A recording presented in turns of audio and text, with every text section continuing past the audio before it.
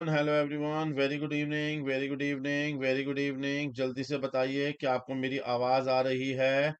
क्या आप मुझे देख और सुन पा रहे हो? जल्दी से बताइए, जल्दी से बताइए कि आपको मेरी आवाज आ रही है। Very good evening, very good evening, very good evening. जल्दी से आ जाइए। वेरी गुड इवनिंग, जल्दी से जी, जल्दी आ जाइए। लास्ट क्लास में हमने ब्रांच खत्म किया है और अब हम आ गए हैं अपने अगले वन शॉट के ऊपर।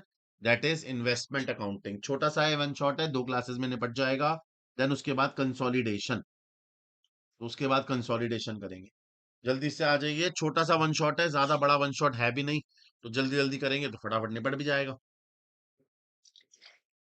सर, ये इन्वेस्टमेंट अकाउंटिंग का एएस पेपर में आता है क्या? जी हाँ, ये पेपर में काफी आता है और पेपर में काफी टाइम से रेगुलर बेसिस पे आ रहा है, तो आपके यहाँ भी आने के चांसेस हैं, है ना?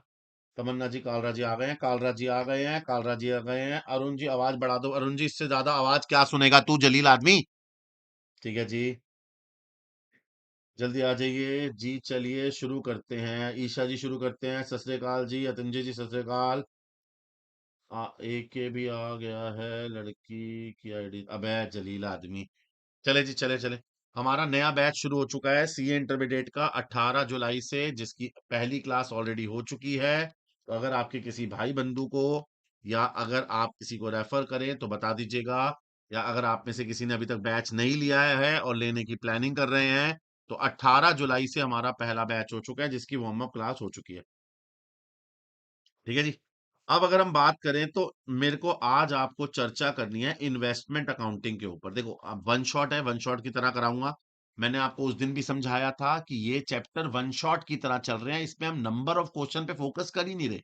नंबर ऑफ क्वेश्चन पे फोकस हम करेंगे, वो भी अगस्त में करेंगे, जब इसका 101 आएगा। जब इसका 101 आएगा ना, 51 question accounting standard, 51 question chapter, वहां पर हम क्वेश्चन पे फोकस करेंगे फाउंडेशन की तरह। यहाँ पे हम क्वेश्चन पे फोकस ही नहीं कर रहे। हम यहाँ फोकस किस पे कर रहे हैं? चैप्टर पे, कि चैप्टर में है क्या, क्या कंसेप्ट है, कैसे वन शॉट की तरीके से कराया जाए। तो अगर मैं एएस नंबर यानी अकाउंटिंग स्टैंडर्ड, अगर मैं अकाउंटिंग स्टैंडर्ड नंबर 13 की बात करूं, एएस नंबर 13, तो हमारा एएस नंबर 13 है इन्वेस्टमेंट अकाउंटिंग के ऊपर। इन्वेस्टमेंट अकाउंटिंग के ऊपर। देखो जी, पेपर में इसकी वर्थ 10 नंबर की है। पिछले 2 अटेम्प्ट से बहुत कम नंबर का आया है, तो इस बार ज्यादा नंबर का आ सकता है।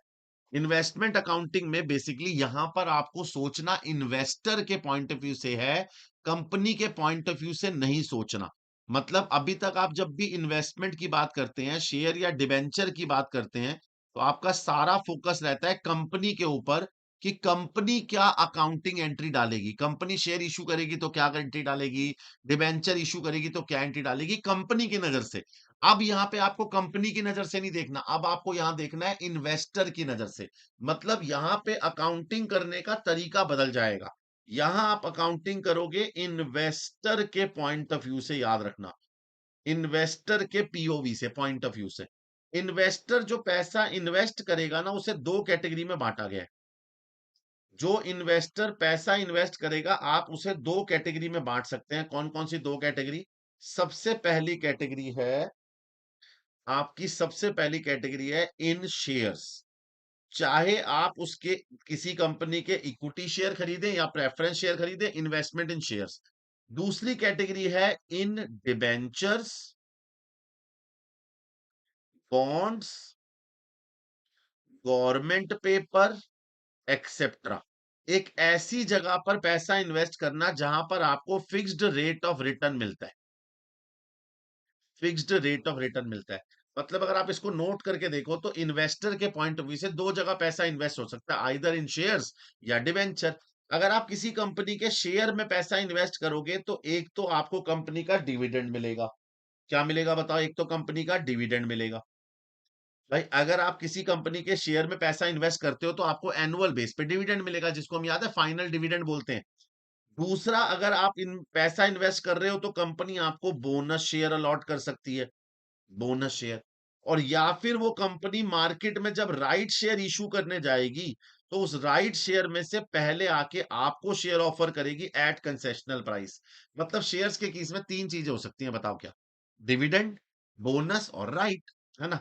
यही अगर आप डिवेंचर के केस में आओगे ना, तो डिवेंचर के केस में आपको मिलेगा एनुअल इंटरेस्ट। और ये जो एनुअल इंटरेस्ट है ना, ये आपके लिए चार्ज अगेंस्ट प्रॉफिट होता है कंपनी के लिए। चार्ज अगेंस्ट प्रॉफिट, सर जी ये क्या है charge against profit? Charge against profit का मतलब ये कंपनी के लिए मैंडेटरी है, कंपनी ब्याज देगी ही देगी। कंपनी ब्याज को मना नहीं कर सकती, कंपनी ब्याज देगी ही देगी। मतलब ये ब्याज आपको 100% मिलेगा। तो याद रखना, डिबेंचर के केस में कोई बोनस नहीं होता, राइट नहीं होता, सिर्फ इंटरेस्ट होता है। शेयर के केस में डिविडेंड होता है, जो कि मैंडेटरी नहीं है, कमाएगी तो देगी, नहीं कमाएगी तो नहीं देगी। बट बोनस और राइट हो सकता है। तो आपके पास ना इन दोनों का कंबाइंड क्वेश्चन भी आ सकता है, दोनों का इंडिविजुअल भी आ सकता है। तो मैं पहले आपको दोनों पे इंडिविजुअल कराता हूं, फिर कंबाइंड कराऊंगा। मेरा फोकस था आज पहले डिबेंचर कर लें, नेक्स्ट क्लास में शेयर कर लें। मेरा फोकस वैसे ये था कि पहले डिबेंचर पे फोकस करें। ठीक है? तो आज मैं आपको लेके जा रहा हूं investment in topic number 1, investment in debentures, bonds and government papers. ठीक है जी? पहले शेयर प्लीज। अरे सोनाली कह रही है पहले शेयर करा दो। सोनाली मैंने लिख दिया। मैंने लिख दिया। सोनाली मंडे तक का वेट कर लेना, मैंने लिख दिया बाबू। मैंने लिख दिया। ठीक है?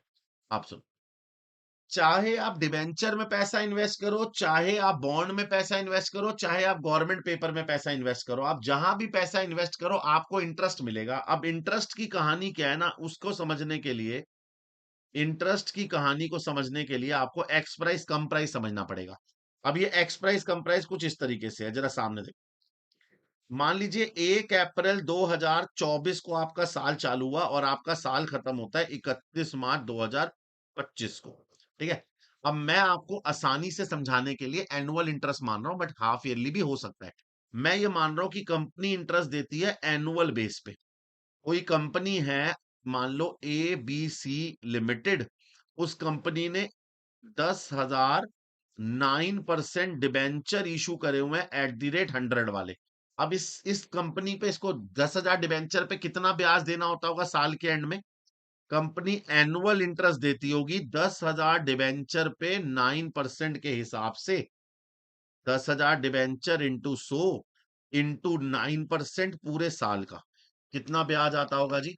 10,000 डिबेंचर इंटू 100 इंटू 9% पूरे साल का 90,000 ब्याज देती होगी कंपनी। अब कंपनी जो ये 90,000 का इंटरेस्ट देती है ना, वो ईयर एंड पे देती है। अब ईयर के बीच में कोई भी डिबेंचर किसी के पास भी जाए, कोई भी उसे खरीदे या कोई भी उस डिबेंचर को बेचे, कंपनी को उसे कोई लेना देना नहीं है। कंपनी क्या कहती है, अंत में जो डिबेंचर होल्डर है ना, मैं तो उसी को दूंगी इंटरेस्ट। मतलब सर कहना क्या चाह रहे हो, मैं समझाता हूं।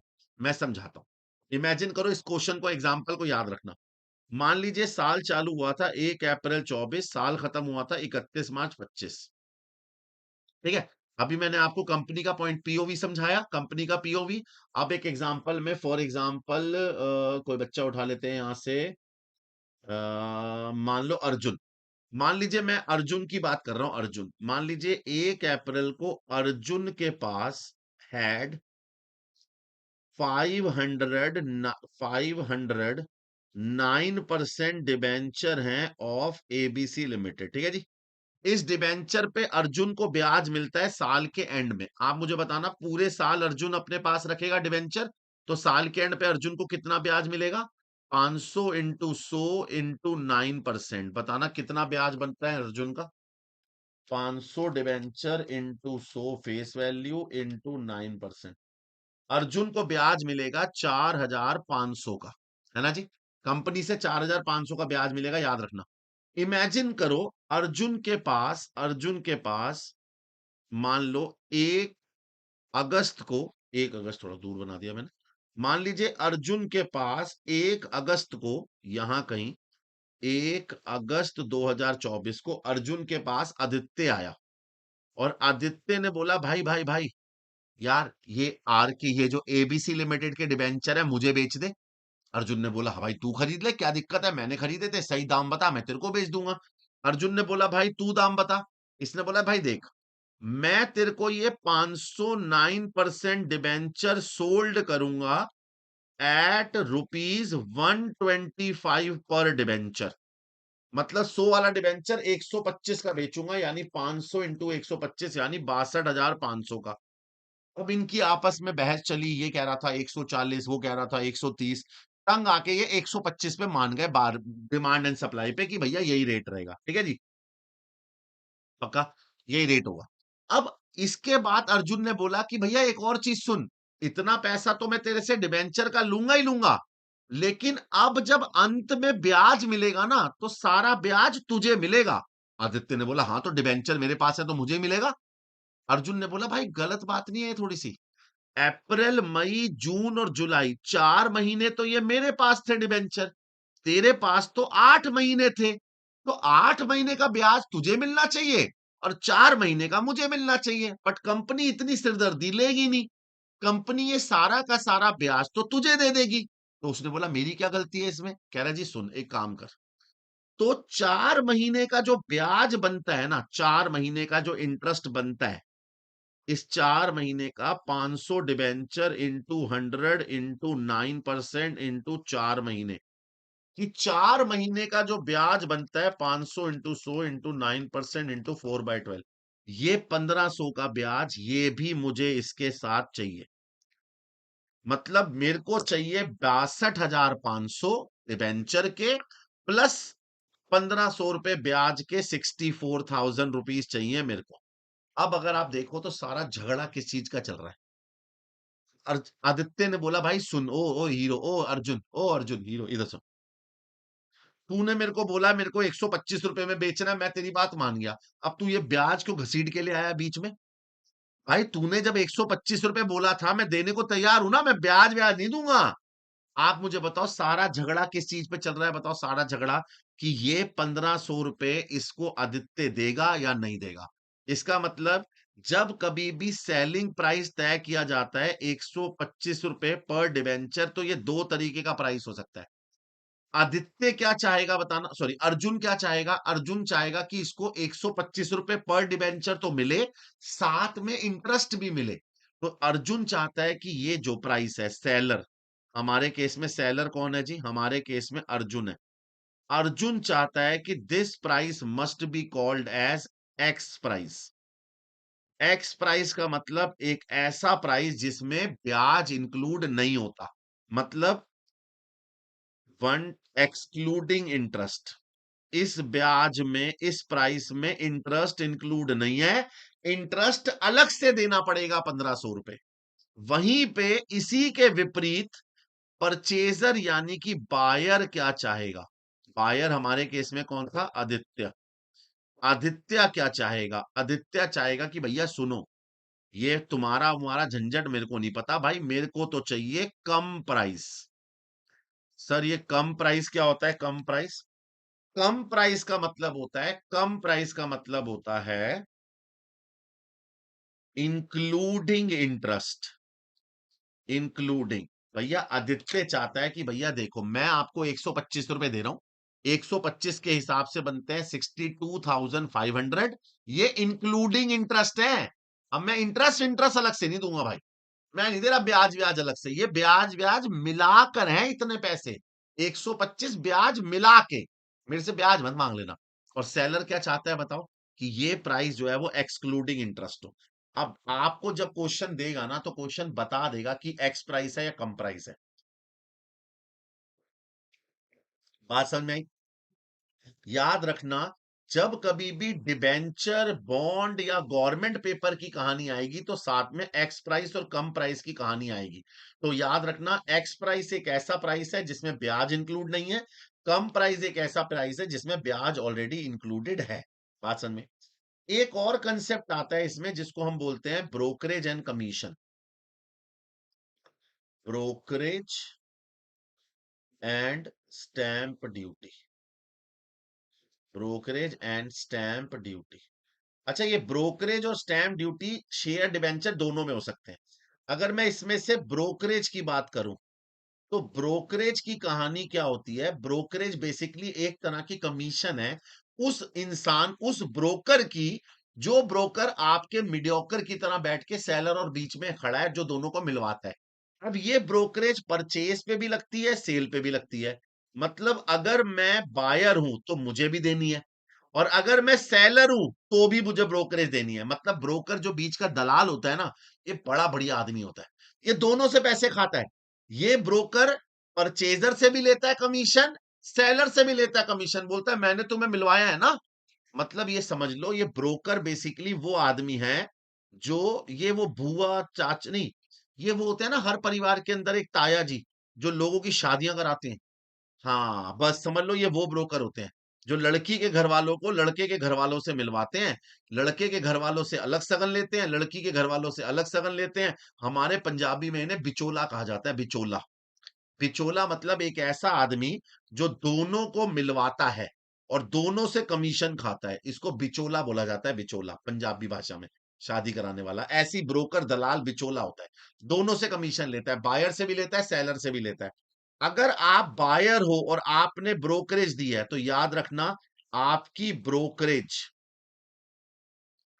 आपके परचेज अमाउंट में ऐड हो जाएगी, ऐड। और अगर आपने सेलर हो तो ये आपकी ब्रोकरेज आपकी सेलिंग अमाउंट में से माइनस हो जाएगी। समझे ना? समझे या नहीं समझे? सर कहते मेहनत करते हो आप, सर कहते, अबे भाई वो छोड़। सर बचा ले, वच्चला वच्चला, हर भाषा में अलग अलग बोलते होंगे। ओ अतिंजे पढ़ ले।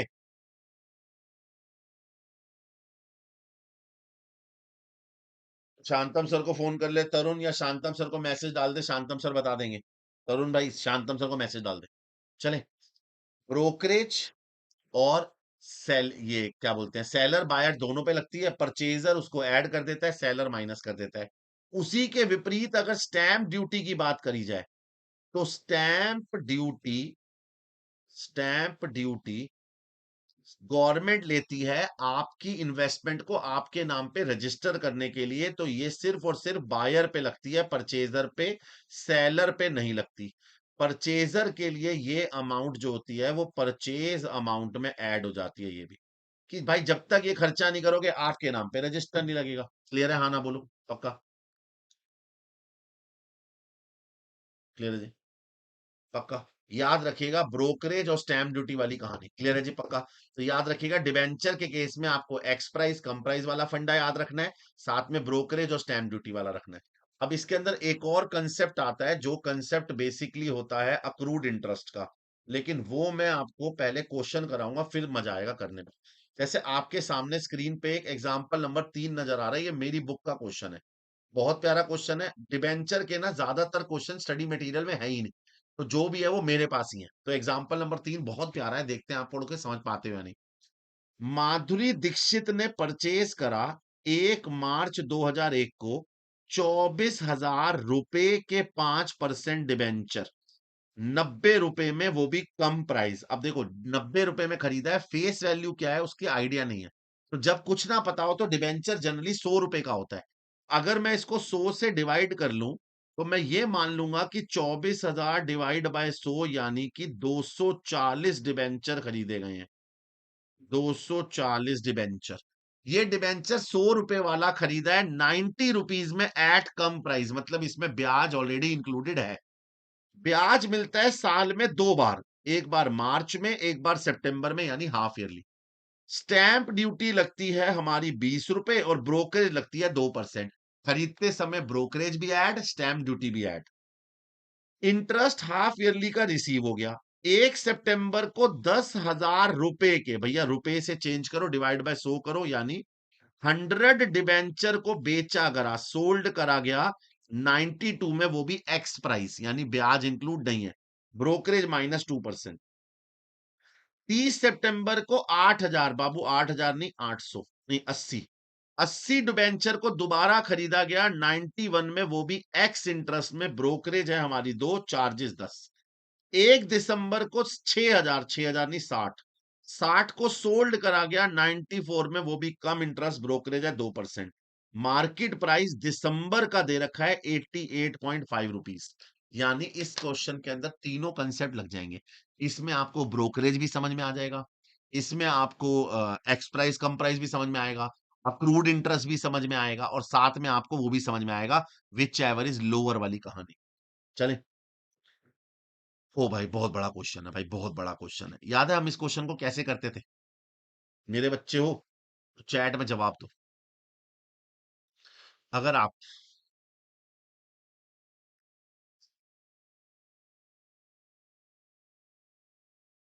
अगर आप मेरे बच्चे हो तो आपको मेरा चार्ट याद होगा। याद है? बनाए? कैसे बनाते थे?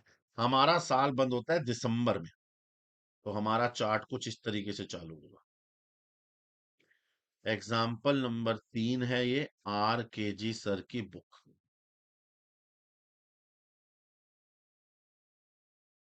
हमारा साल चालू होगा 1 जनवरी 01 से 31 दिसंबर 01। कैलेंडर ईयर फॉलो करते हैं हम। बट कंपनी हमें हाफ ईयरली का ब्याज देती है, एक बार 31 मार्च में हाफ ईयरली इंटरेस्ट, और एक बार ब्याज देती है हमें 30 सितंबर को हाफ ईयरली इंटरेस्ट। मतलब साल में इंटरेस्ट दो बार मिलता है, हाफ ऑफ ईयरली। ठीक है। हमने पहली बार ये डिबेंचर कब खरीदे थे? हमने खरीदे थे 1 मार्च को 240 डिबेंचर। 1 मार्च यानी कि यहां पर मैंने परचेज करे थे 240 debenture at the rate 90 rupees, और वो भी कम प्राइस।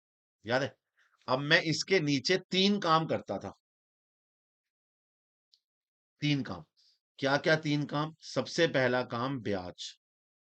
इन 240 डिबेंचर पे 100 रुपए के हिसाब से आपको ब्याज मिलेगा। कितने परसेंट के डिबेंचर थे? 5%। 5% का ब्याज मिलेगा, लेकिन कितने पीरियड का मिलेगा? ब्याज मिलने का तरीका याद है मैंने आपको कैसे सिखाया था? आप मुझे बताओ, आने वाला इंटरेस्ट है मार्च का, वो तो आने वाला है। लास्ट ब्याज कौन सा मिला था बताना हमें? सितंबर वाला लास्ट मिला था। मार्च का अब तो किसी और को मिलेगा ना, मतलब मार्च तो भी आने वाला है। लास्ट ब्याज कौन सा था? सितंबर। जिससे हमने ये डिबेंचर खरीदे हैं उसको आखिरी ब्याज सितंबर में मिला था। कितने महीने हो गए इस बात को? अक्टूबर, नवंबर, दिसंबर, जनवरी और फरवरी। मार्च की तो 1 तारीख है। 5 महीने से ये डिबेंचर उसके पास है। देख रहे हो? ये 4 महीने, ये 3 महीने, ये 2 महीने, ये 5 महीने से ये डिबेंचर उसके पास है जिसका ब्याज उसको अभी तक नहीं मिला। तो 5 महीने का ब्याज वो हमसे मांगेगा। 5 महीने का 5/12, 240 × 100 इंटू 5% इंटू 5/12, 500 रुपए का ब्याज मांगेगा हमसे वो। हम उससे बोलेंगे ठीक है भाई, हम पेमेंट करने को तैयार है, ला। 240 डिबेंचर पे 90 रुपए के हिसाब से पेमेंट, प्लस ब्रोकरेज कितनी काट रहा है वो हमारी? 2%, प्लस हमारी स्टैंप ड्यूटी के 20 रुपए। 240 × 90 प्लस 2% की ब्रोकरेज प्लस 20 रुपए स्टैंप ड्यूटी, 222052। हम इतने पैसे देंगे। बट अगर आपने ऊपर नोटिस किया हो, अगर आपने ऊपर नोटिस किया हो तो ये कम प्राइस है। कम प्राइस का मतलब इस अमाउंट में ब्याज ऑलरेडी इंक्लूडेड है। अगर ब्याज इंक्लूडेड है तो डिबेंचर अमाउंट क्या है? डिबेंचर अमाउंट है 22052 -500। यानी डिबेंचर की अमाउंट है 11552। याद आई कहानी? याद आई? चार्ट की कहानी याद आई? जब कभी भी आप डिबेंचर खरीदोगे आप ऐसे 3 पॉइंट नीचे बनाओगे, जब डिबेंचर बेचोगे तो सेम यही 3 पॉइंट ऊपर बनाओगे। याद है? प्रॉफिट एंड लॉस को अलग से नोट पे निकालेंगे। आशा रखता हूं याद आया होगा। चीजें याद आई होंगी यार, आई होंगी यार, ऐसी बात तो नहीं है यार। याद तो आई होंगी। इसके बाद क्या हुआ जी? इसके बाद क्या हुआ? इसके बाद आपने 1 सितंबर को 100 बेचे। भाई 1 सितंबर को बेचने से पहले आपका हाफ ईयरली का ब्याज आया होगा। 240 डिबेंचर इंटू 100 इंटू 5%। कंपनी आपको पूरे 6 महीने का ब्याज देगी। उसे फर्क नहीं पड़ता आपने ये डिबेंचर कब खरीदे हैं, वो आपको पूरे 6 महीने का 600 रुपए ब्याज देगी। है ना? अब आपने 1 सितंबर को इन्हें बेच दिया। ये रहा 1 सितंबर। 1 सितंबर को आपने सोल्ड करे, 100 बेचे at the rate 92x price, at the rate 92x price, at the rate 92x price. अब मेरे साथ शुरू करो। सबसे पहले ब्याज 100 डिबेंचर इंटू 100 इंटू 5% इंटू आखिरी ब्याज बताना कौन सा वाला था, लास्ट ब्याज, आखिरी ब्याज। सितंबर तो अभी आना है, आखिरी ब्याज था ये मार्च वाला, गिनना। अप्रैल मई जुलाई, अप्रैल मई जून जुलाई अगस्त, सितंबर अभी आना है। 1 2 3 4 5 महीने का ब्याज मांगोगे आप उस आदमी से जिसको आप ये डिबेंचर बेच रहे हो। आप उससे 208 रुपए का ब्याज मांगोगे। 208.33 है, बट 208। वो आपको कितनी पेमेंट करेगा? आप उससे 100 into 92 माइनस, ब्रोकरेज है आपकी 2%, सेल पे भी है तो सेल पे ब्रोकरेज माइनस होती है। 100 into 92 का 2% काट के 9016। अब आप लिखोगे डिबेंचर अमाउंट। सिंस ये एक्स प्राइस है, मतलब इस अमाउंट में, डिबेंचर अमाउंट के अंदर ब्याज इंक्लूड नहीं है, तो आप एज इट इज 9016 ही लिख दोगे और माइनस नहीं करोगे। मतलब अगर आप नोटिस करो तो एक्स प्राइस के अंदर जितनी पेमेंट है वही डिबेंचर अमाउंट होता है, और कम प्राइस के अंदर ब्याज माइनस कर देते हैं। बस ये फर्क है एक्स प्राइस और कम प्राइस में। क्लियर है? हाँ ना बोलो। क्लियर है? याद आ रही हैं बातें? पुरानी बातें याद आ रही हैं? बैक एक हो रहा है बहुत ज्यादा। पुरानी बातें याद आ रही है मेरे बच्चों, मेरे चिलड़ो, ओ मेरे चिलड़ो। परचेज करते समय ब्रोकरेज और स्टैम्प ड्यूटी ऐड, सेल करते समय ब्रोकरेज माइनस, और एक्स प्राइस है तो डिबेंचर अमाउंट सेम हो जाएगी। चले, आ गया। 30 सितंबर को आपने 80 खरीदे, 30 सितंबर को ब्याज भी मिलना है और आपने खरीदे भी हैं। थोड़ी जगह कम पड़ेगी तो मैं थोड़ा ऐसे घुमा लेता हूं, ऐसे। 30 सितंबर को ही परचेज करे आपने, आपने खरीदे 100 एट दी रेट, 100 नहीं, 80 खरीदे एट दी रेट 91। आपने खरीदे 80 एट दी रेट 91, और वो भी कौन सा price? X price, X price. फिर से वही कहानी, पहले ब्याज, इंटरेस्ट रहा होगा 80 into 100 into 5% इंटू आखिरी ब्याज बताना। मार्च तो अभी आना है, लास्ट ब्याज था मार्च 31 का। सितंबर भी आना है, अप्रैल मई जून जुलाई अगस्त सितंबर, 1 2 3 4 5, पूरे 6 महीने का ब्याज लेना। 80 into 100 into 5% डिवाइड बाई 2, 200 रुपए ब्याज। पेमेंट बताना, पेमेंट 80 into 91 प्लस 2% की ब्रोकरेज, 10 रुपए की स्टैम्प ड्यूटी। 80 into 91 into 2% की ब्रोकरेज प्लस 10 रुपए की स्टैम्प ड्यूटी। 7436, 7436। और इसी के बाद आता है डिबेंचर अमाउंट। 7436 लिखूंगा, और ये एक्स प्राइस है, एक्स प्राइस तो एज इट इज छोड़ दूंगा। भाई अगर कम प्राइस होता तो माइनस करता, अभी ऐसे ही छोड़ दो। 7436 एज इट इज। इसके बाद क्या हुआ था? इसके बाद, इसके बाद मेरे ख्याल से बेचे थे हमने। 1 दिसंबर को बेचे हैं, लेकिन एक बात बताना, 1 दिसंबर को बेचने से पहले हाफ ईयरली का ब्याज नहीं आएगा? हाफ ईयरली का ब्याज कैसे चेक करेंगे? देखो जी, सबसे पहले हमारे पास 240 थे, उस पे ब्याज आया। 240 में से मैंने 100 बेच दिए, रह गए 140। 140 में 80 खरीद लिए, 140 प्लस 80, मेरे को 220 पे ब्याज मिलेगा। 220 इंटू 100 इंटू 5% इंटू 6/12, 550 रुपए का ब्याज देगी कंपनी मेरे को। 550 रुपए, 550 रुपए का ब्याज देगी मेरे को कंपनी। क्लियर है? हाँ ना बोलो, याद आ रही हैं चीजें? इसके बाद 1 दिसंबर को 60 बेच दिए, 94 कम प्राइस। 1 दिसंबर को सोल्ड करे 60 एट द रेट 94, वो भी कम प्राइस, वो भी कम प्राइस। सबसे पहले इंटरेस्ट 60 × 100, 60 × 100 × 5%, इंटू आखिरी ब्याज था सितंबर वाला, अक्टूबर नवंबर दिसंबर के एक ही महीना यानी 2/12, 60 × 100 × 5% इंटू 2/12, 50 रुपए। पेमेंट बताना जी, 60 में 94 -2% ब्रोकरेज, 60 में 94, 2% ब्रोकरेज, 5527, 5527, और डिबेंचर अमाउंट लिख के 5547 माइनस इसमें से 50 रुपए का इंटरेस्ट आता था। 5527, 5527 -50 इस 5477।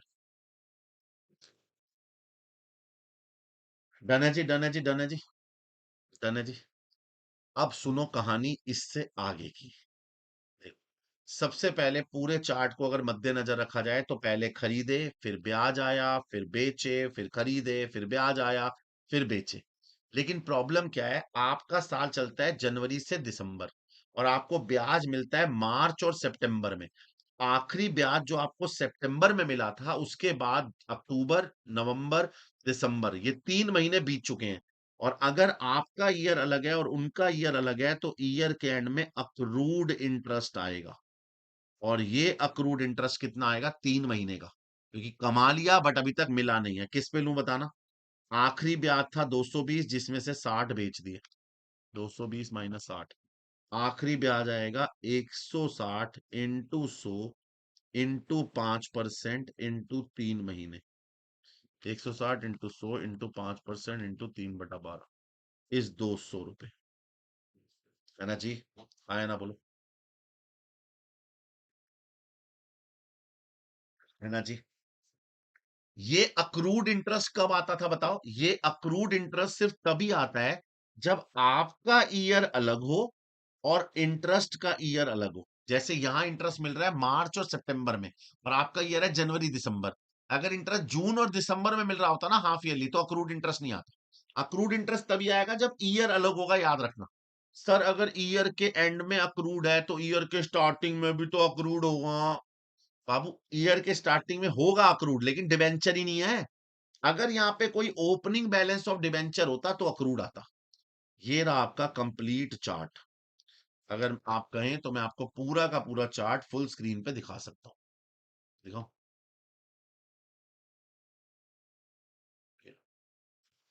पूरा चार्ट आपकी स्क्रीन पे। सही है जी, याद आया। हाँ ना बोलिए, जल्दी से फटाफट देखिए चार्ट, जल्दी से पूरा चार्ट नोट कर लीजिए। अगर किसी का रह गया लेजर बनाएंगे।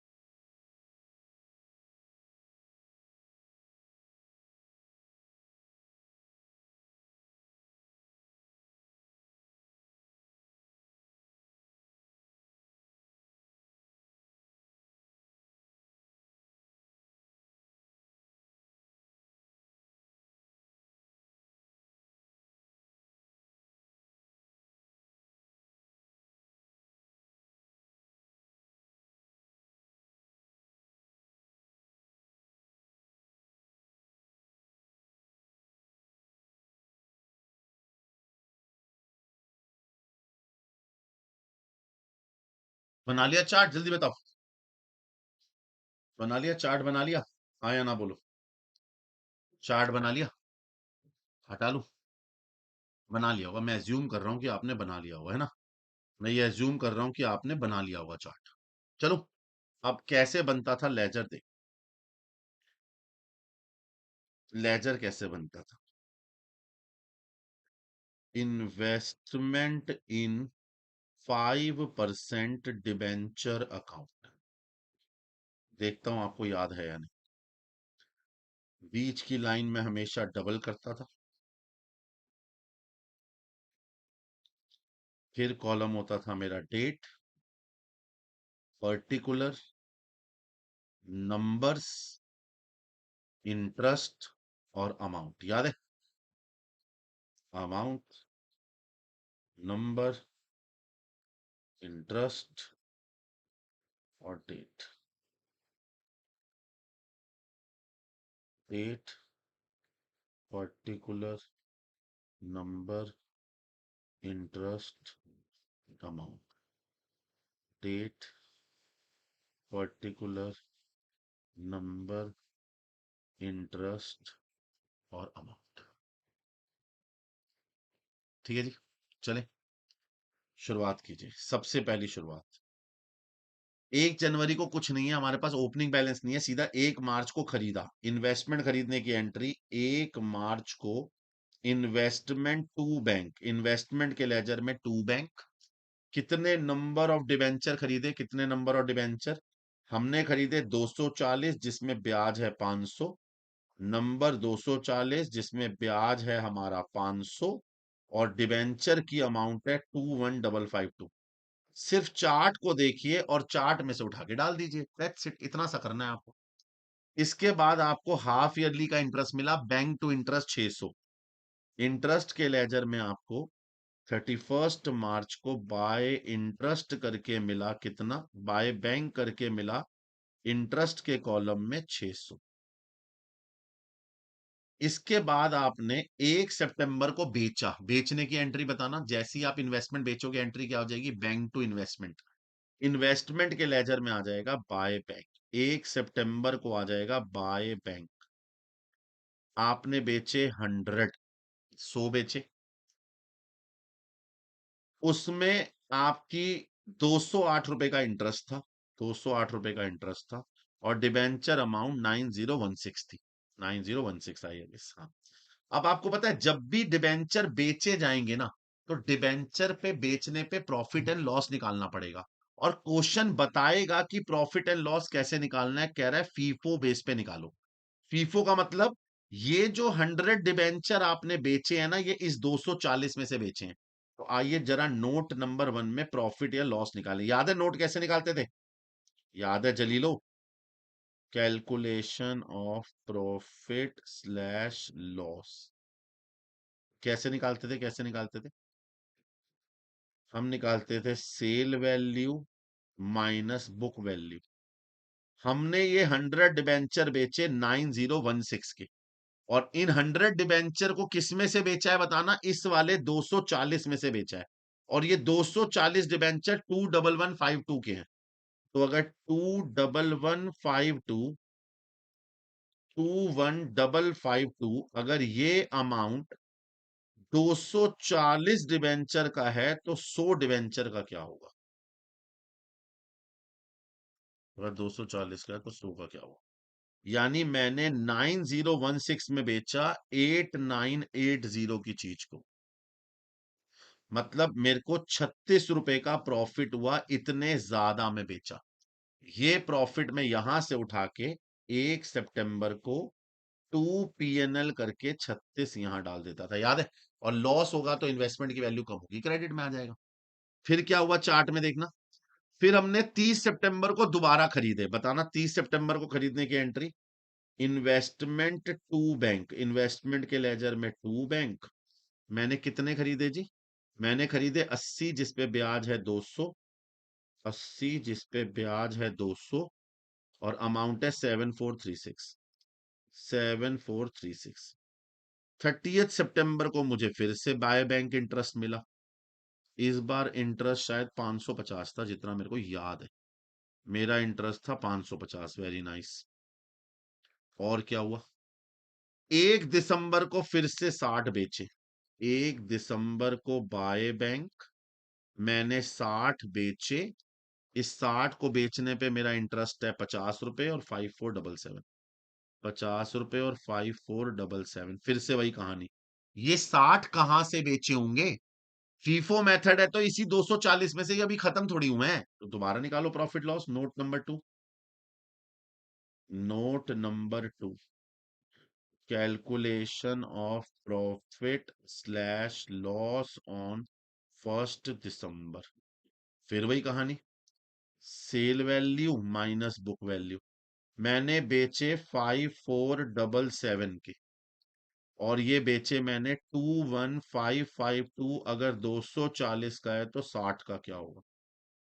21552 अगर 240 का है तो 60 का होगा 53। 21552 अगर 240 का है तो 60 का होगा 5388। 5477 माइनस 5388, यानी 89 रुपीज अभी भी पॉजिटिव आ रहा है, मतलब यहां भी आपने प्रॉफिट कमाया। याद है ये कहानी, याद है? अगर आपका एक्स्ट्रा अमाउंट रियलाइज हो रहा है, इसका मतलब ये भी प्रॉफिट है। 1 दिसंबर को 2 PNL 89 का प्रॉफिट। समाप्त हुआ क्वेश्चन, 31 दिसंबर आ गया। अब 31 दिसंबर को मैं बाय बैलेंस सीडी करूंगा। मेरे टोटल 240 प्लस 80 320 में से 160 बिक गए, 160 डिवेंचर बचे। अक्रूड इंटरेस्ट आएगा यहां सीडी में, याद रखना।